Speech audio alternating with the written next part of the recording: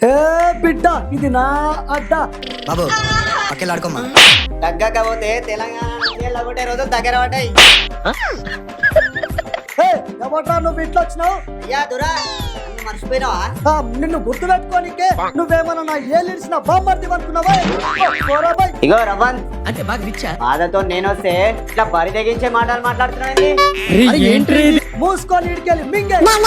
ఏంటి బాబన్న ఇంకోసారి అను. ప్రజాభవన్ పెట్టి ప్రజా సమస్యలు తీరుస్తా అని చెప్పినావు. ఇక బాధలు చెప్పుకుందామని వస్తే మింగే దుబ్బే అంటున్నావేమి? అడ్డమైన మాటలు మాట్లాడకు బిడ్డ. ఒక నిమిషం ఏమన్నా? అడ్డమైన హామీలు, అడ్డమైన కట్టుబాట్లు, అడ్డమైన అలవాట్లు మీ వంకర తింకరగా మాట్లాడినావంటే ముచ్చటేందో చెప్పు, లేకపోతే నీ నోటంటే ఒక్క మంచి మాట కూడా రాదే. 9 కోట్లతో నేను ఇంటి చుట్టూ కంచె అవసరమా రవన్? అంటే నేను ముఖ్యమంత్రిని కదా. మరి ప్రగతి భవన్ చుట్టూ కంచె ఉందని దాన్ని లేపేసినావు. మరి నీ ఇంటి చుట్టూ ఎందుకు వేసుకున్నావు కంచె?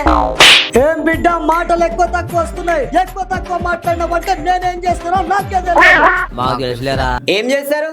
ఇక మా అంటే లాగుదల తొండలు ఇడుస్తారు. ఇగో రవ్వన్ మాకు కూడా మంచి రోజులు వస్తున్నాయి. మా కవితకు వస్తుంది. ఇక మా కష్టాలన్నీ తీరుస్తుంది. ఇక మీకు చుక్కలు చూపిస్తుంది. ఇక తగ్గేదేలే.